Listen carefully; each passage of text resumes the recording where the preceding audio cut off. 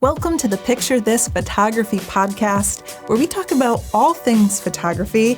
We post a new episode every Wednesday, and it's free on YouTube or wherever you get your podcasting app. And today we're talking about 5 lies that camera manufacturers are telling you. And you know what? It makes us a little bit annoyed. So we wanted to share it with you and talk about why we think that happens. Yeah, I think people are going to freak out about some of these things because you probably bought a camera believing something the manufacturer told you, only to learn the hard way later that they pretty much just made it up. You know what I didn't learn the hard way? What's that? How to make a dope website. Uh-huh. Did you like that? Yeah, that's a really great segue. segue, Chelsea. I want to thank Squarespace for making this podcast possible. Whether you need a domain, website, or online store, make your next move with Squarespace. They have beautiful, award-winning designer templates. You think someone's grandma made this template? No. Designers. They have award-winning 24/7 customer support. I'd like to see that award show, quite frankly. And you can get 10% off if you go to squarespace.com/Tony and use the coupon code TONY. We'd like to apologize to all the web designers who also happen to be grandmothers. That's entirely possible, That's Chelsea. ageism. I apologize for my remarks. Can we start by talking about silent mode? Yes, this is the first. Well, what do we? Can This we just? one hurt me personally. Tony, which is why I'm so upset about it. May I step on you for a moment? Yes. I think we should first clarify what we mean by lies. Okay, these are not. Some of these are Half-truths. half-truths. Like the camera manufacturers have figured out a way to make it not a literal lie. Like technically they've founded it in some sort of truth. Except for this first one, which is just a straight out lie. I think it's just a lie, just objectively a lie. Okay, silent mode. Starting with the Canon 5D Mark II, I think Canon started advertising silent mode, which we were Canon shooters at the time, and we would shoot things like weddings and events, and silent mode sounded great. And for wildlife. And for wildlife too, thought, yeah, you whoa. get close. And so I was so excited to get the 5D Mark II, which had it, and that was one of the first things I did. First, let me just play the shutter sound, standard shutter sound. Okay. Yeah. Now, I will switch it into silent mode. And I know you're thinking, what is there to demonstrate? This is a podcast. I'm not going to be able to hear silence. Here is silent mode. Wait, could you hear that? Could it? It goes from So silent. It goes from click click to ka-chunk, ka-chunk, ka-chunk. Yeah. Okay. I wanted to believe that so bad. I kept using silent mode, being like, maybe my ears are just super hypersensitive. Maybe I'm hearing something nobody else can hear. It's so loud. Wait.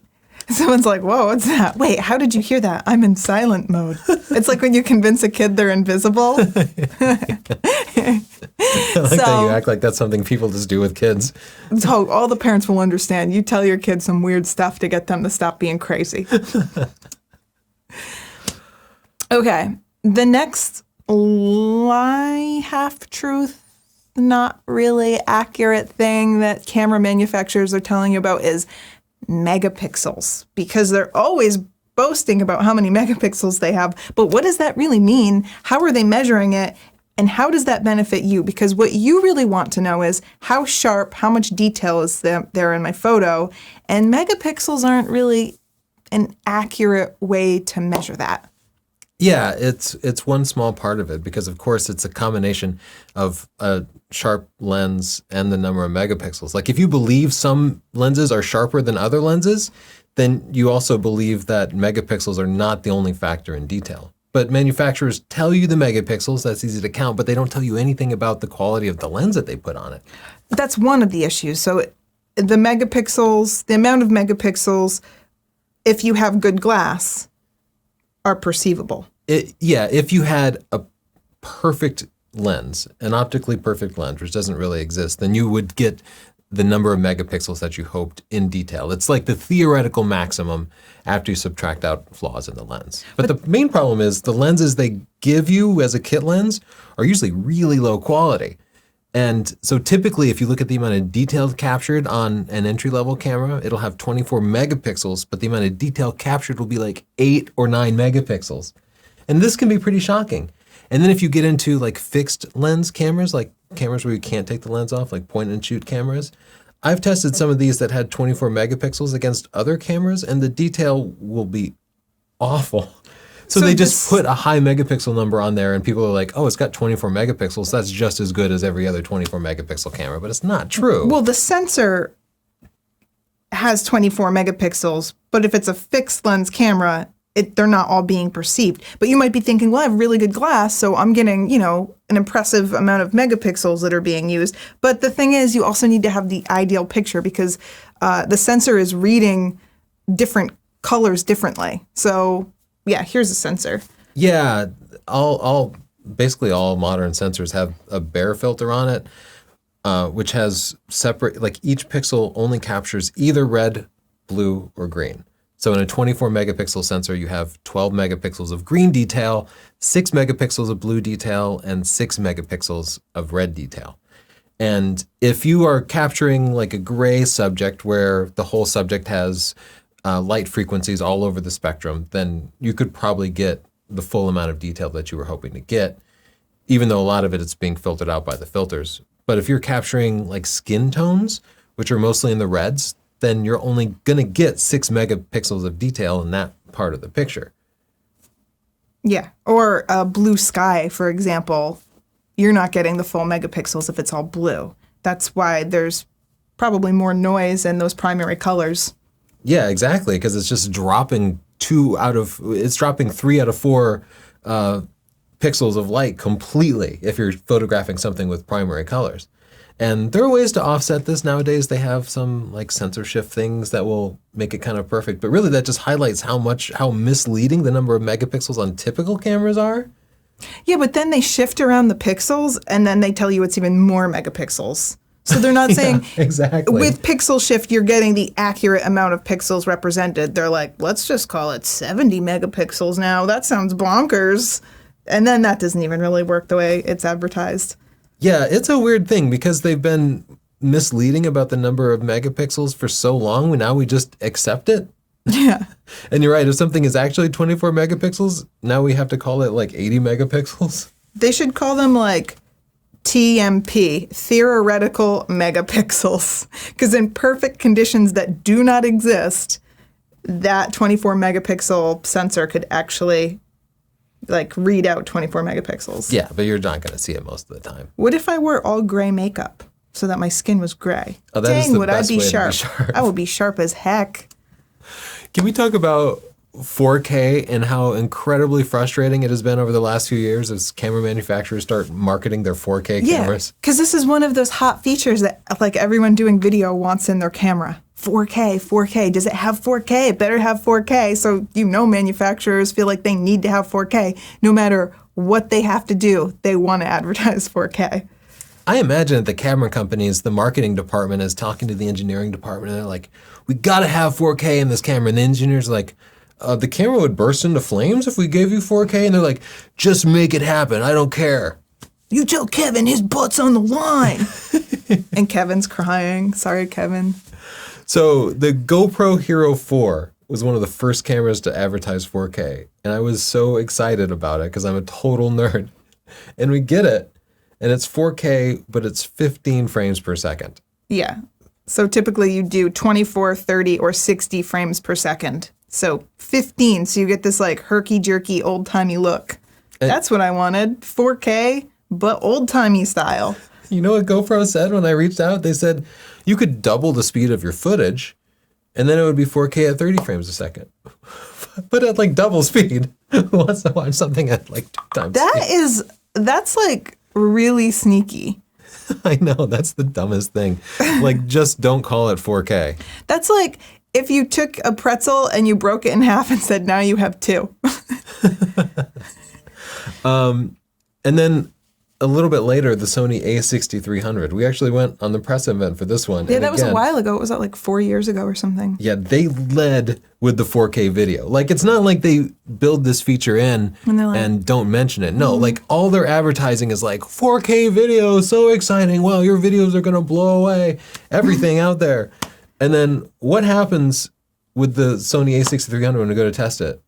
It overheated immediately. not just for us, but for so many people. And it would overheat all of the time. So then you have this feature, but you can't use it because the camera can't handle it. But technically it was 4K if you could get like 2 seconds of footage. Yeah, we would shoot videos here in the basement, and we weren't testing stuff. We just wanted to make our own videos, and it would overheat in a couple of minutes in a temperature-controlled basement. I remember when we tested it in Miami, one time it had been off in my hand, and I turned it on, and it already said it was overheated. It's like, chill, man. Before I could even take a picture or Move anything. somewhere cold. Go to Iceland.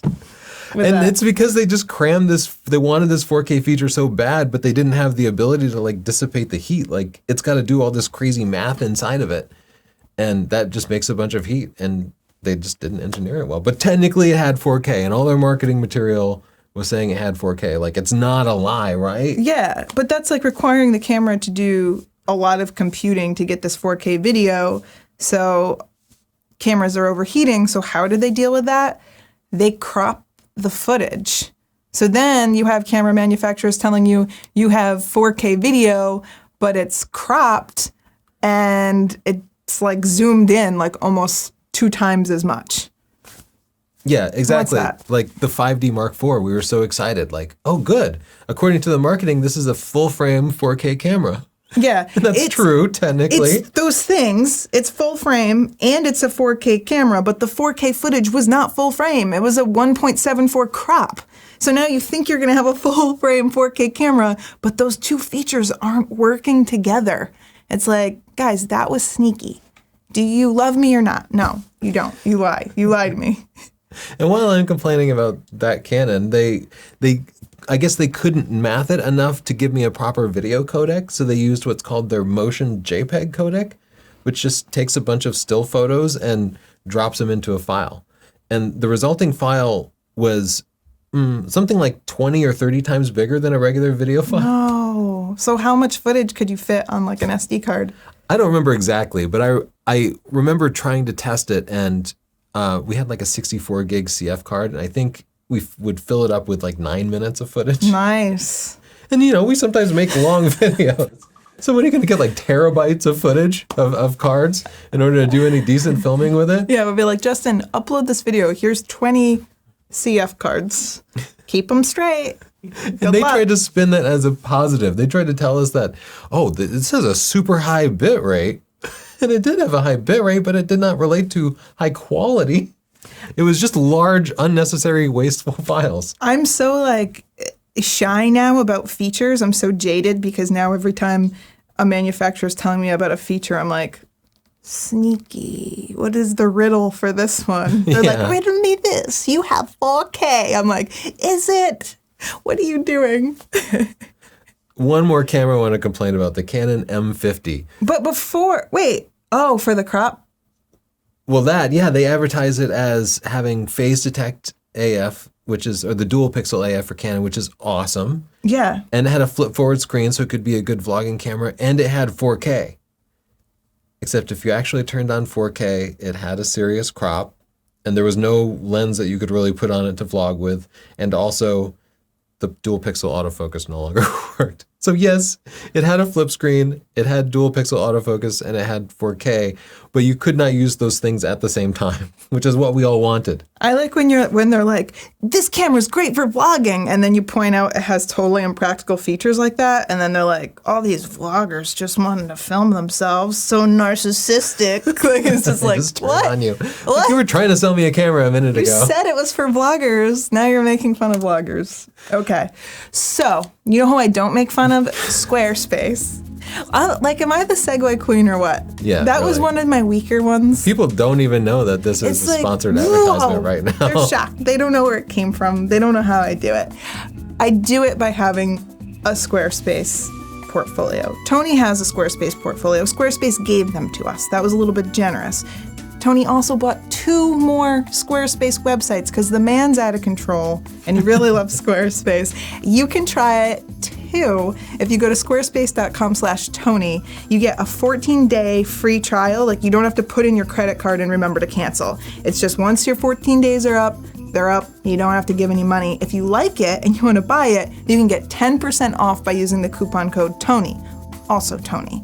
And then it's so easy. If you can drag and drop, you can seriously make one. I'm so bad at those things. I've tried to make like 4 other websites that I never finished because that's where I'm at in life. And I have a completely finished Squarespace website and it looks great. So try it out. You have nothing to lose. Honestly, it's easy. It's fun. Thank you, Squarespace. Let's talk about frames per second, because this is also a very hot feature that people are always hearing about. Manufacturers are always boasting about having the most frames per second. It'll be great for sports, all this, that, and the other. But it's always a little bit sneaky because it doesn't always work the way you would suspect it works. Yeah, we just tested the Olympus EM1X, which advertises 60 frames per second. And we tested the Fuji X-T3, which advertises 30 frames per second. These are like astounding numbers. Yeah, that's a video.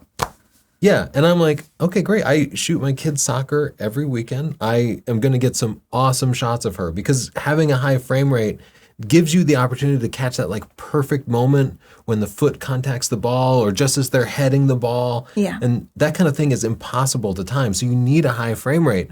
So I'm always excited to get these new sports cameras, and I'm always terribly disappointed when I find out how it actually works. Like, why do they mislead you? They're just setting you up for disappointment.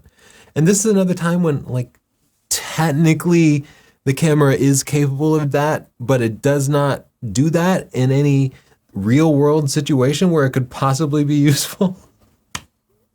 Like, who sets this up? So here are some specific examples. The Canon 1DX Mark II, which is actually what people shoot when they shoot in the Olympics, like really often, advertises 14 frames per second. And we found in the real world it would get about 11. Which is good. That's not bad. That's good. It's not what they advertised. We were still disappointed. And they don't mention that, of course, if you're tracking a moving subject, which you would be if you're shooting at a high frame rate, the camera has to take a beat between shots. That camera has to flip a mirror up. It has to open the shutter. It has to look at the scene and then adjust the lens. It has to pull the lens into focus, wait till it locks into focus, and then take the next shot. So there's a little bit of necessary delay between shots. So if you weren't focusing, you could hit 14 frames per second. But that's a fairly rare scenario. Where you don't care about anything being in focus, but just want a ton of frames of it. Yeah, or it's a completely still subject. I mean, there are times maybe somebody's swinging a bat and they're not yet running. But nonetheless, it wouldn't be too hard for the manufacturer to say like 14 frames per second, still subjects, around 11 frames per second, tracking moving subjects. Like, they could just be straightforward about it instead of only giving us the most optimistic information. But then we tested the Fujifilm X-T3 with 30 frames per second. That sounds exciting. It's also a great camera, and we recommend it for sports. But realistically, I was getting 12 to 13 frames per second, less than half the stated number of frames per second. And so it's not just me. Like, I reached out on Twitter. I'm like, hey, could everybody else test your Fuji's X-T3? Like, track a moving subject and tell me what you get. Sure enough, some people got more like 8 frames per second. There were definitely people reporting lower numbers, but a lot of people were around like 12 to 13 frames per second.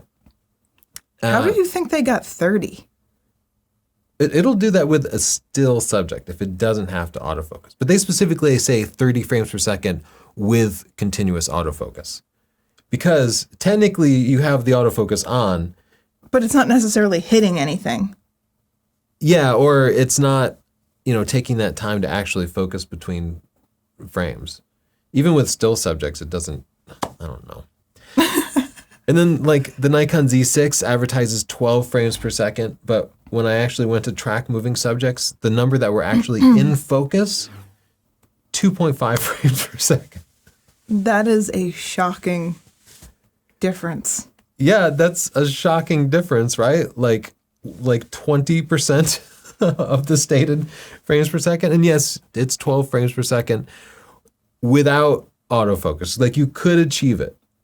But besides just not getting that many shots in focus, if you want to actually see what you're shooting, you have to drop to 5 frames per second.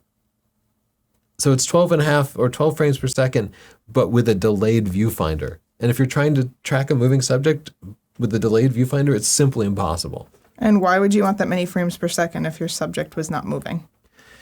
Yeah, so I think it's okay for them to have that feature, but don't lead your advertising with something that's not going to be realistic in the real world. And then when we review the camera, we have to bring this stuff up. So we have to be like, we didn't actually get that. You don't actually get 12 frames per second on your moving subject, because we have to be honest about it. And then people get mad because they're like, whoa, why would Nikon say 12 if you clearly don't know what you're doing? Clearly.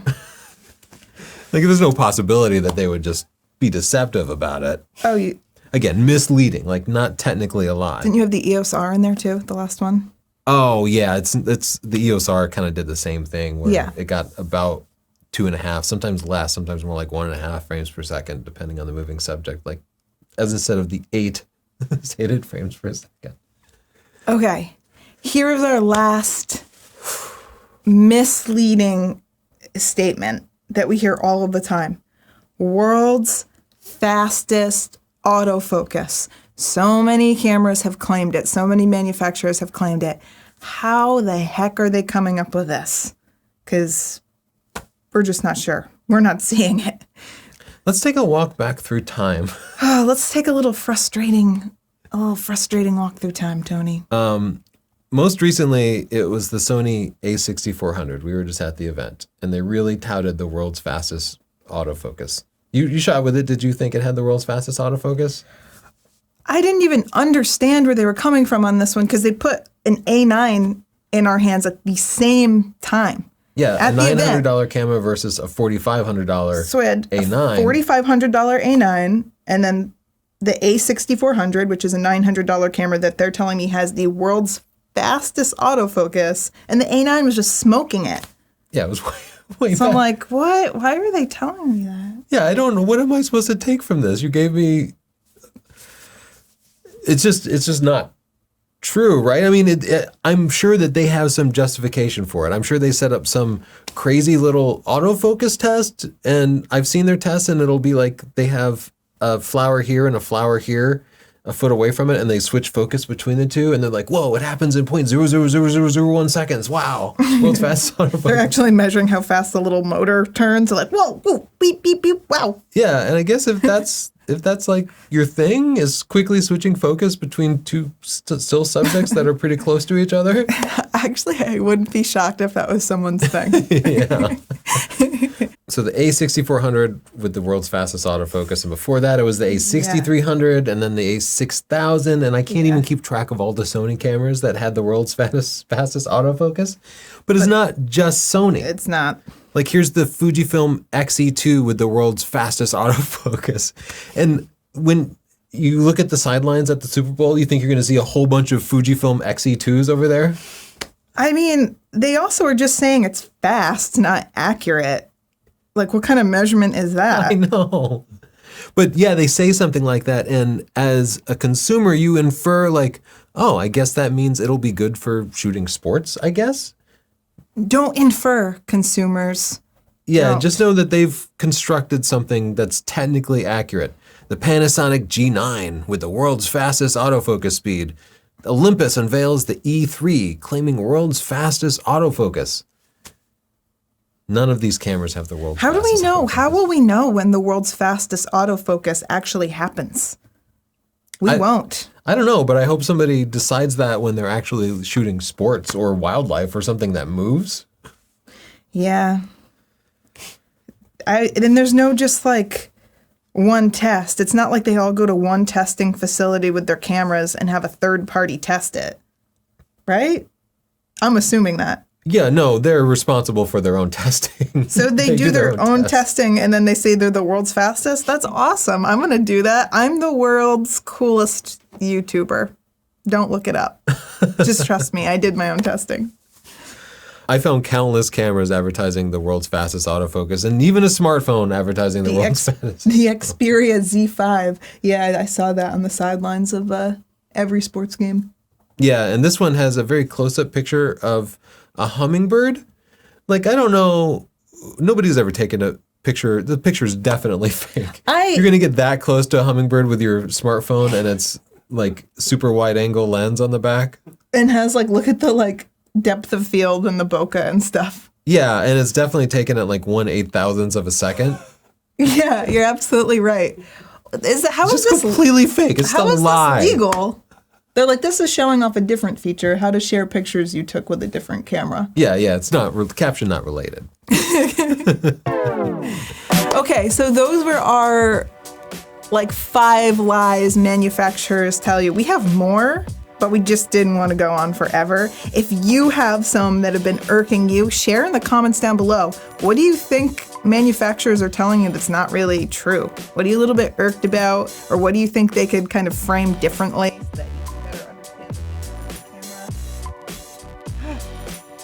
Yeah, I wish they would just stop exploiting our love of numbers. I know, we love numbers. Why use them against us? We're Yeah. looking for facts here. This is the Picture This Photography podcast. You can join us every Wednesday for a new episode about anything related to photography, and it's free, and it's sponsored by Squarespace. So thanks, Squarespace, for making this happen. If you'd like your own domain, website, or online store, make it happen with squarespace.com, and you can go to squarespace.com/Tony and use the coupon code PORTFOLIO to get 10% off. See y'all next week. Bye.